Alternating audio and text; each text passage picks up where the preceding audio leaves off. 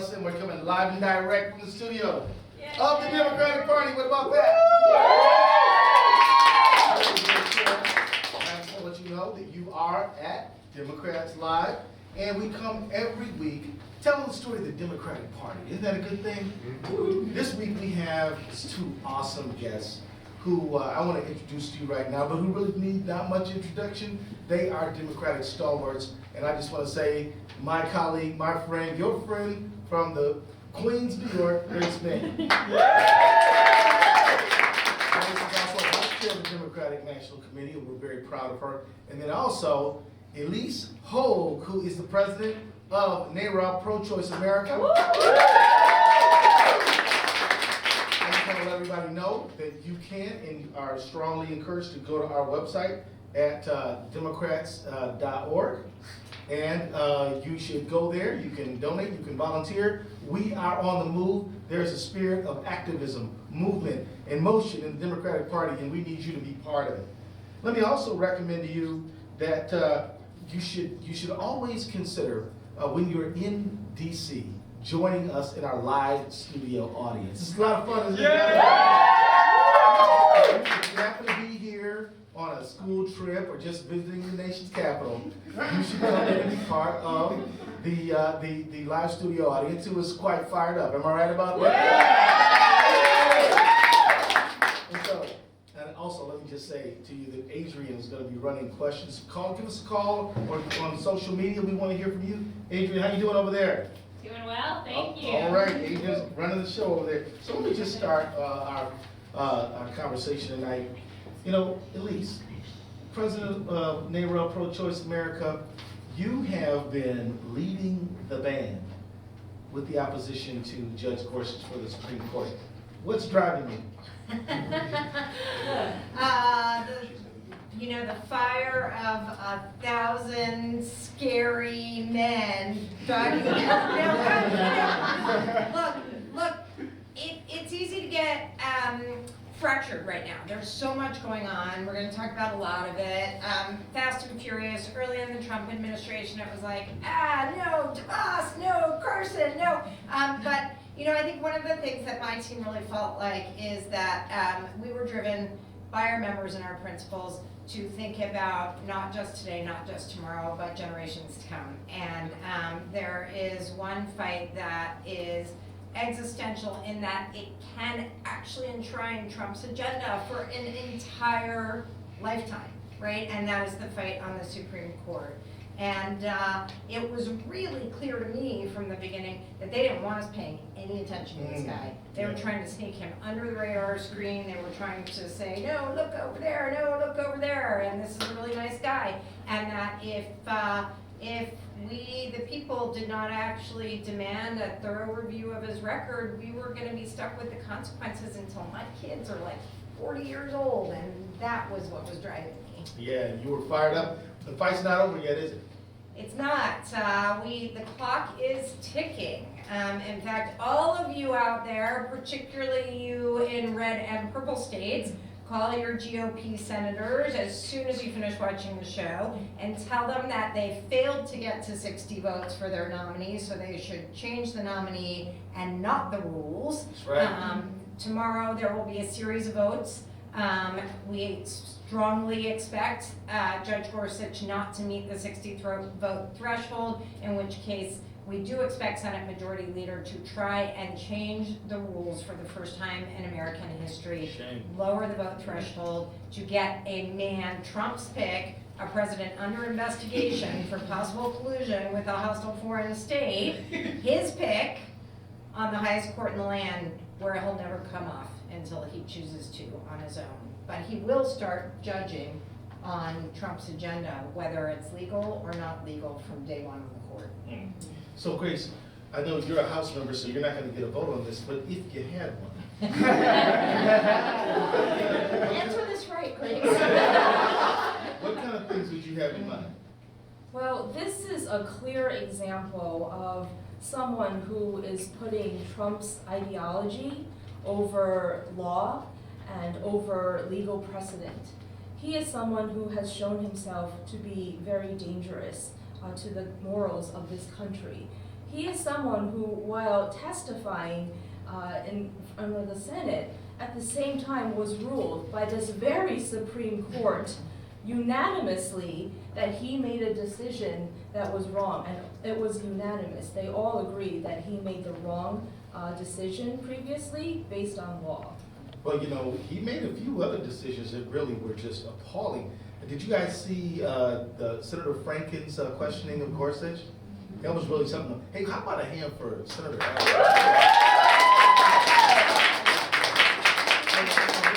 There's this tragic situation where there was this trucker who was driving like way below, like 30 below or something outrageous.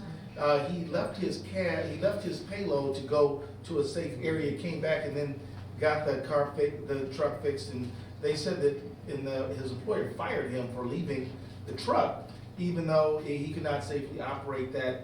All the judges that were reviewing the case said that it was wise and nothing to fire him for leaving that truck behind, and yet one fellow didn't. Who was that guy? Well, someone who we're talking about right now, but it's another example of how he's putting corporations and profit over the American people, over consumers, over victims. He has shown himself case after case. This is the frozen trucker case that many of you know about. In the case where he was overruled, he tried to override policy that is not under the jurisdiction of the Supreme Court. He doesn't understand the separation of the three branches of government and continuously rules according to his ideology and not the law. So, Ilyse, what does this mean for women in particular? I mean, there's a few states out there, Indiana, Texas, where women's access to healthcare and reproductive healthcare access has just been all but like eliminated. You get a guy like that on the court. What does that mean for women's access to abortion services or to I don't even like cervical screenings or whatever? Yeah, well, let's start with the fact that our current president is the first one ever in the history of our country. I'm going to say ever in the history of our country a lot of times. We're living in unprecedented times. To put out publicly a litmus test for what he would appoint to the Supreme Court, and that is someone who will overturn Roe versus Wade. Now, a lot of our audience, hopefully, is much younger, because we know we want tons of young people in the Democratic Party, younger than the law that protects women's rights to make their own fundamental decisions about how and when and with whom we have families. And it is not, the history is not pretty from before that law was in place. So the fact that this president promised to do that from the campaign trail, by the way, is the only reason a lot of the extreme anti-right held their nose and got behind him. So they want this seat really, really, really bad, right? But you know, Roe versus Wade and the actual access to legal abortion is but the beginning of the conversation, right? Because Roe is still legal by the court in our land, and yet all over the country we have judges like Gorsuch actually eviscerating your ability to access that right and access everything that goes along with it, right? So, in fact, our Vice President, Mike Pence, in his quest, what I call the scorched earth approach, to eliminate options from women's lives, took out a lot of the healthcare clinics in rural Indiana. And what do we know about what happened after he did that? What happened after he did that, this is why I call it scorched earth, is because in his dogged and zealous pursuit to end abortion access, what he ended up doing was creating an HIV pandemic in his own state. Wow. Because people couldn't access basic health care, because guess what? Lots of these clinics do lots of different kinds of health care, and get this, prenatal care dried up, so maternal outcomes went down. So I always say, and Keith has certainly heard me say this, our opposition isn't really anti-abortion, because if they were, they would join hands with us and fight for access to contraception and fight for the kinds of health care that brings healthy children into the world, and by the way, the kinds of policies that support working moms. But they don't do any of that, right? And that is what we're seeing in Donald Trump and Mike Pence. They really are just about keeping white men in power. And the best way to keep white men in power is to keep everyone else out of power. And the best way to do that with women is not to give us access to our own decisions about how and when we have families. Unless those white men happen to be truck drivers and workers and people who actually have to get out of bed and work for a living. So that's kind of like how that works.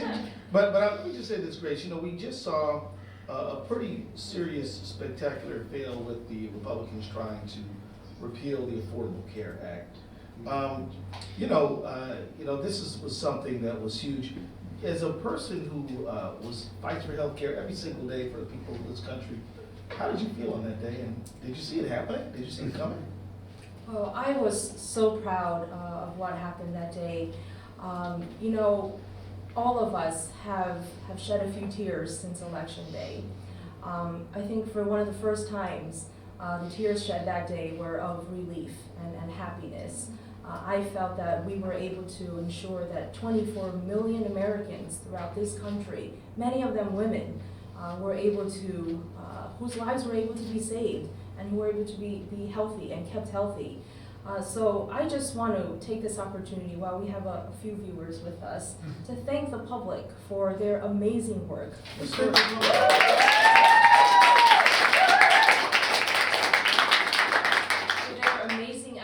In helping us tell the truth, that the bills that they were putting forward, and you know what, they're not done. They are still, last night they were holed up on Capitol Hill with Mike Pence trying to come up with a better version. Maybe they could do this overnight, they thought. A bill that would continue to take away health care from millions of Americans, many of whom are women. Now, Grace, the Affordable Care Act, what they like to call Obamacare, is actually popular nowadays. It's above 50%. People, it took who would have known? We could have tried to repeal it like years ago. We didn't really have popularity like that.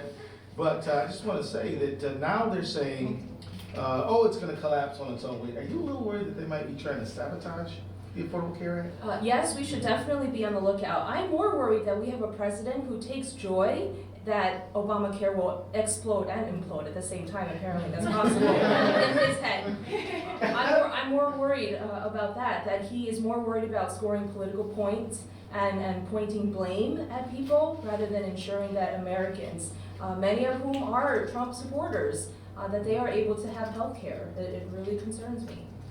Ilyse, I just want to say that thank you for joining me on a podcast that I do it through, on my other side of my job. But in there, you talk a little bit about the economic picture that is facing so many American women. One of the things that you pointed out is that 2/3 of the people who rely on minimum wage are female. Social Security, women live longer if they need it more as their lives, as they get into older age. And there's something called a pink tax, meaning that women pay more for not just health care, but they pay more for dry cleaning and car repairs.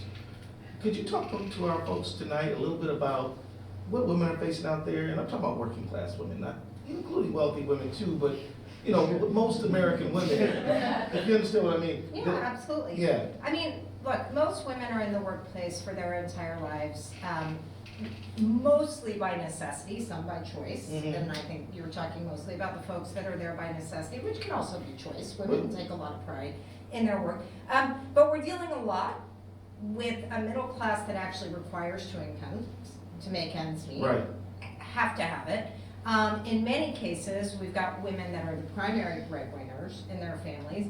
3 out of 4 women with kids work, 2 out of 3 of those are the primary breadwinners.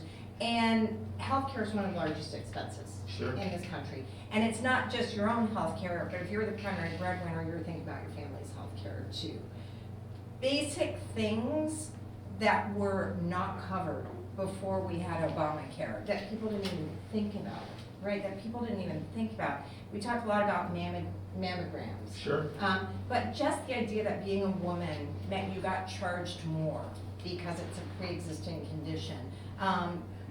Let's just unpack one thing about what the worst manifestation of that was pre-Obamacare. The worst manifestation of that was that an insurance company could say to a survivor of domestic abuse is a pre-existing condition. We can't cover you as a woman. Obamacare looked at everyone's real life situations and said, if we're really gonna get serious about families getting ahead, we have to make sure that women's health is covered, because we don't have paid sick days, right? So if you can stay healthy, if you can get preventative care, you can stay in the workforce, you can provide for your family. Women in tough situations shouldn't be penalized for that. Obamacare was a huge lifeline to women, and when you have a lifeline to women, you have a lifeline to all of the middle-class families out there that are struggling for help right now. And what the GOP has tried to do is so outrageously egregious. And I am 100% with Grace and Keith here that like the amount of energy and activism that actually helped to destroy the replacement bill was, just tremendous and so principled. And in one of the hearings, by the way, speaking of things that, the other side has issues with covering, in one of the hearings, we actually had a GOP representative when pushed by his Democratic colleague to say, what is it you object to so much in this bill, in the existing bill, the existing healthcare plan? And the GOP congressman, it was Representative Shimkus from Illinois, said, I don't like having to pay for anyone else's healthcare, things I don't use. First of all, let's talk about the fact that that's how insurance works. But then the Democratic congressman says, like what? And Shimkus finally said, like prenatal care. Wow. That tells you how these guys, and some women over there too, value our families in this country. Should women be exempt from paying insurance for our prostates? Right? Well, we could start with the Viagra. But I mean, but it does go, one of the core democratic ideas is that we are all in this thing together. We're one nation, indivisible, with liberty and justice for all. No exceptions. But that's not where they're at, is it? Liberty and justice for me. That's really kind of how they look at it. It feels, you tell me, Grace and Keith, because you guys sit in there all the time, it looks a little from the outside like Lord of the Flies. That's what they're trying. You guys are the only thing standing between us and Lord of the Flies. Well, Grace, what do you think about this? It does feel kind of surreal sometimes, all the time. Well, again, I want to thank the public for really fighting for democratic values, for fighting against a party that has no empathy and that is cruel. Some of the issues that I worked on just this week, today, for example, we in Congress are pushing back against the United States' decision to withdraw money from the United Nations Population Fund. Come on. Money that helps family planning and prevent cancer and screenings throughout the world. Just this week, I'm working on my legislation that helps women in prisons and women in homeless shelters be able to have access to feminine hygiene products, because that's an issue right now in the United States. And so this is a war on women. We have a tremendous amount of work to do. Well, even that thing they had us vote on last week, when they want to let the internet service providers be able to sell your browsing history, I think it affects men and women, people of all ages. But let's just say you are a woman who's trying to find a rape crisis center. Or let's just say you are a victim of domestic violence. Let's just say you are going through the really harsh elements of life, and you really don't, they can do more than just sell your data. They can get your data, they can give it to whoever they want for whatever purpose they want. That too is something that really they seem to be for. I sent out a tweet, Grace, asking who actually is for the sale of Americans' browsing history to the interstate internet and service providers.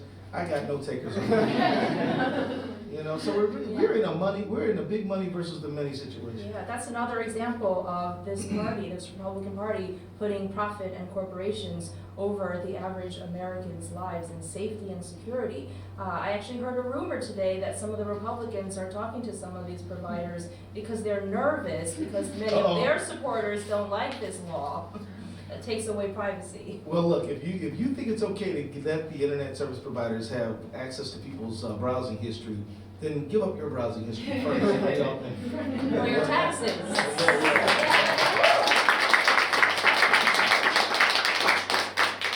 So let me ask the both of you this question. I mean, some folks out there might wonder, well, why is it 60 anyway? I mean, it shouldn't just be 51 senators who can approve a Supreme Court justice.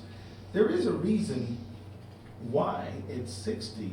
Can you all talk a little bit about why it's so key to have some kind of bipartisan support, or at least majority support in the Senate for somebody who's going to hold a lifetime appointment? Yeah, I mean, that's it, right? That's the ballgame. You have no recourse. You can take your personal story, you can take your case all the way up to the Supreme Court, and beyond that, you're done. And what that has always meant in our country, and the way that we actually value the concept of justice and justice by our peers, has meant that that 60 vote threshold required that you are mainstream enough. And that doesn't mean boring or vanilla, right? You can still have ideas, but that you actually have a broad enough perspective to understand enough Americans' lives that you can convince 60 out of 100 that you're going to represent in good faith the American values. It's so important that this threshold stay. In fact, I would argue it is one of the bedrocks of our democracy that keeps our judicial branch independent. And you know, the ball is firmly in McConnell and the GOP's court. They like to walk around parroting this line that they're being forced to do this and they're being forced to do that. Absolutely not. They have a decision here. They can change the nominee. They don't have to change the rules. And if they choose to change the rules, it's not just about Gorsuch. It's about our democracy, and they're going to have to live with the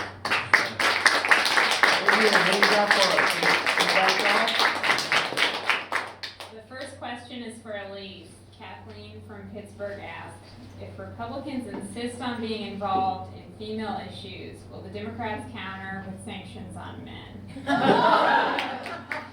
You know, there are some fun message bills out there. There was one in Texas that, you know, the every sperm is sacred bill. And I think those are in good fun, and they do actually shine a light on the hypocrisy of the other side and wanting to have control go one way based on gender. I don't think that that is what the Democratic Party stands for. I think the Democratic Party actually believes that we work together across genders, across races, and when we rise together. So I think they're good fun. I think when Democrats put them forward, they do so to make a point about the silliness of the other side and their one-sided perspective, the dangerous silliness. But no, that's not how we're going to proceed. Liberty and justice for who? All. That's right. Come on now, Adrian, what else you got for us? From Tom in Connecticut, what else can I do living in a state like Connecticut with excellent representatives in the House and 2 great senators? What else to be effective? Well, that's a great question, and that's a question that we've been asked by folks all over the country. And I want to thank so many of you out in the audience for asking that question, and so many people who are willing for the very first time in their lives to register and vote, to go to the nearest frontline or red to blue district, blue or red or purple district, and to volunteer, to make phone calls.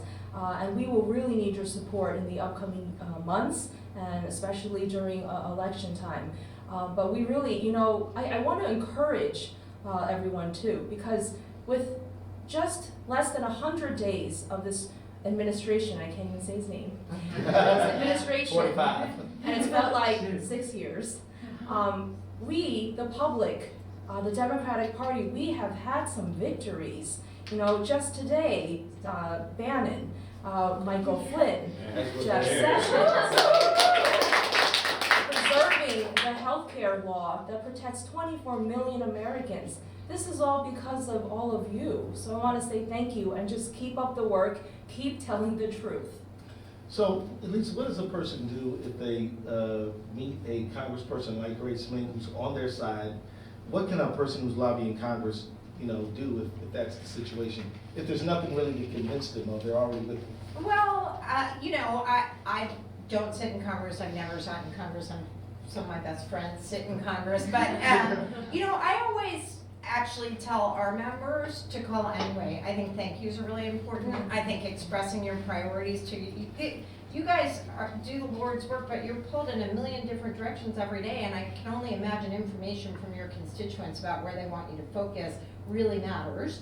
I agree with Grace. GOTV, we have our members from blue states call our members in red states and help patch them through to their senators or Congress people. Red state people often feel alone.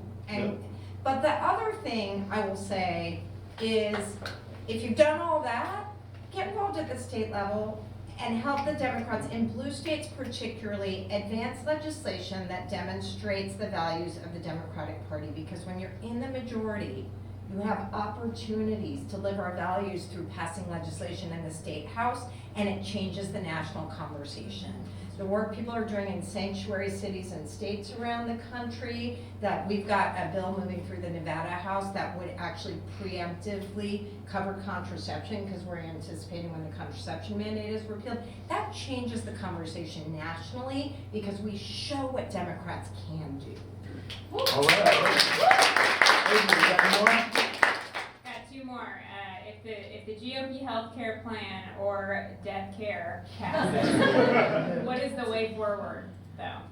The way forward if they do pass it? Well, what do you guys think? I mean, I got a few takes on this, but I'd love to know your views. Well, I just wanted to, remind everyone some of the latest tricks in their bag. They are trying to take away, as you know, essential health benefits, and this prevents people from having services, much needed services, like prenatal care and emergency room visits.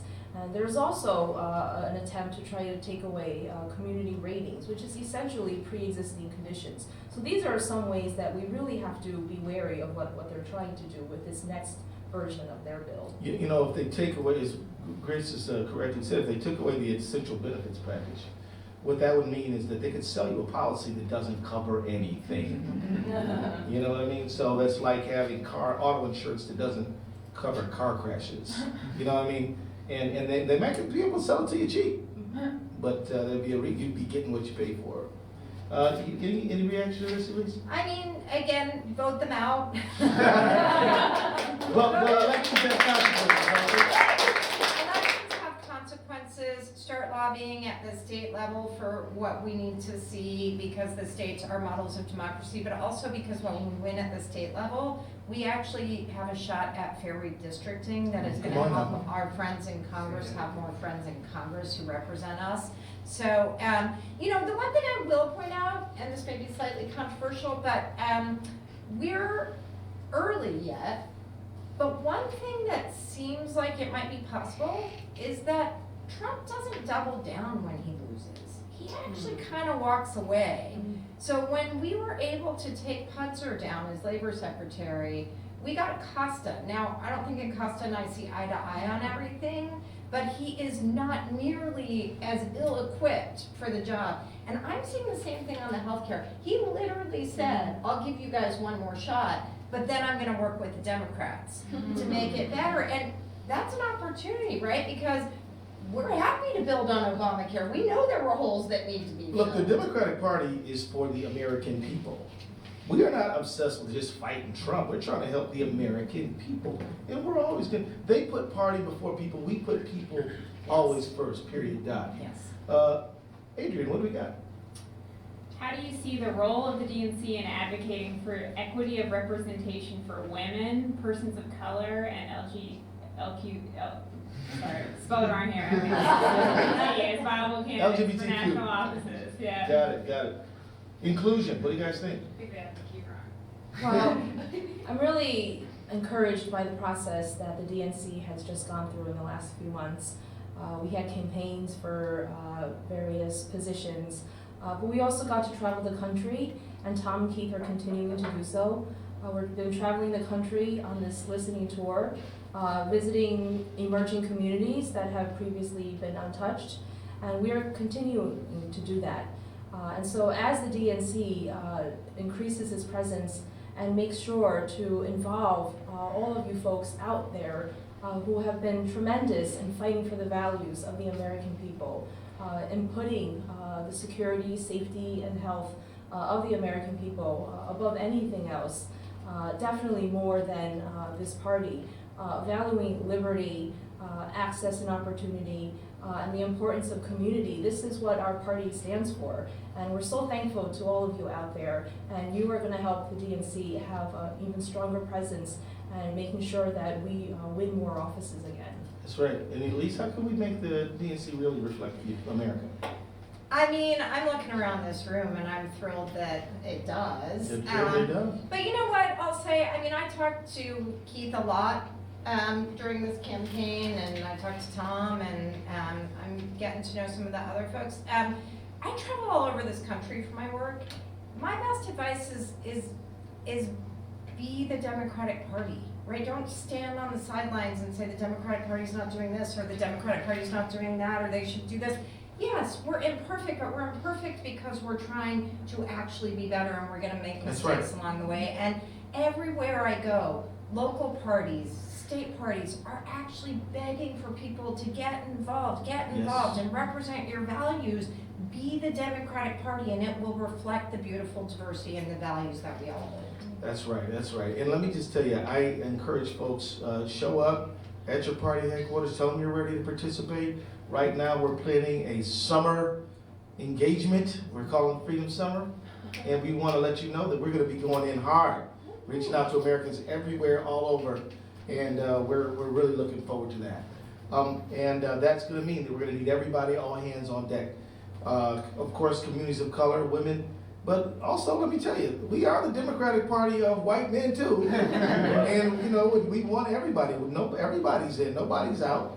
And when you start thinking about what working people have gone through in this country, we really have got to be the party that fights for everybody all the time. That's our next question, actually. Okay, well, go for it. So Clarence from Nebraska asked, it appears that there is little focus on jobs, workers, and labor unions in the party anymore.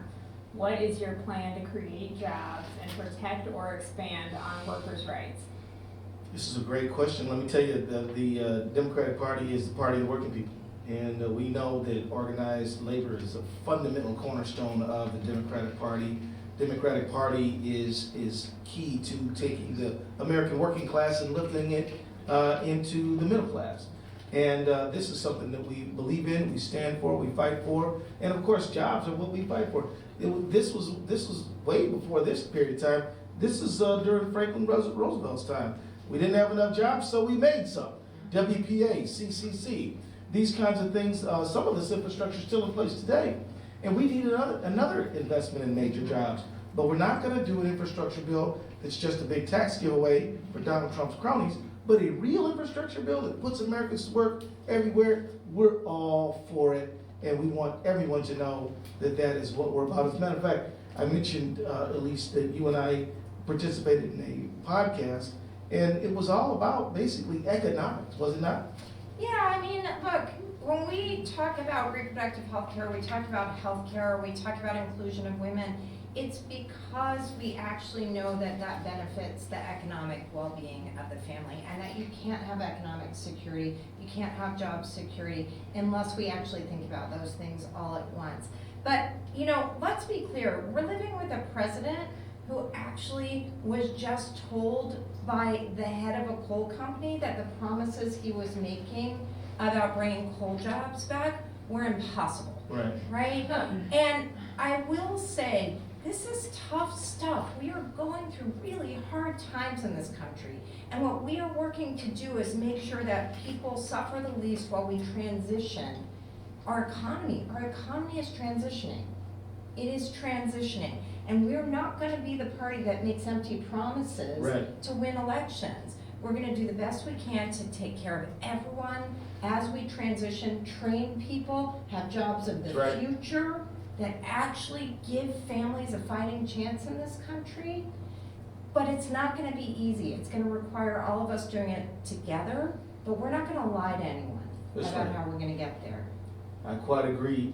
Adrian, we got any more questions? One more question. Before we close, we are psyched to announce the DNC has a new website. A new It's website, just for our y'all. live Way to stream. go, give us a hand. live.democrats.org, and you'll be able to submit your questions on there and watch past episodes. Live.democrat.org. We're going to tune in next week. And, we want folks to remember, this is your Democratic Party. And you can help send some financial support. We do accept donations. And we also want your volunteer time as well. And this is your party. It is or isn't what you make it. We need your involvement. We need your ideas. And we want you to know you can tune in next week, April 12th. And we're going to have an important show next week. Yep, And we'll have every week. every week. We're here every week. And I think next week we're going to have Jamie Raskin, who's a member of Congress from Maryland, who's going to be talking about a series of key things like ethics in government, financial money in government, money in politics, and a whole bunch of things. He's a professor of law and a former state senator in Maryland, and so he has plenty to share. And so I also want to just say we have been joined by I think 3 DNC members tonight. Am I right about that? And we got Michael Capp from California. We got Yasmin Taib from right here in the DC area. And Melissa Byrne, who is Transportation Committee. Transition Team. Thank you. My friend. Yeah, and I just want to say thank you to our live studio audience. Always if you are in DC, join us. We want you to be here with us. We always have a lot of fun. Am I right about that? Yeah. And so, if you live in the DC area and we want to see you here. For everyone else, you can watch the stream live from our Facebook page at facebook.org/Democrats. Thank you and good night, and thank you, Ilyse and Grace. Yeah!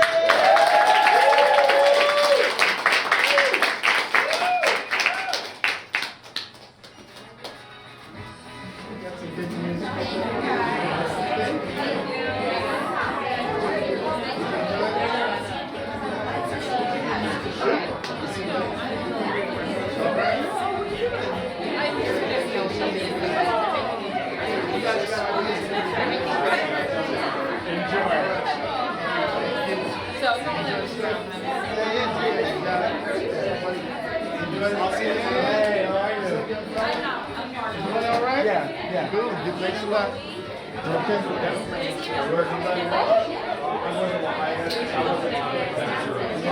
Okay.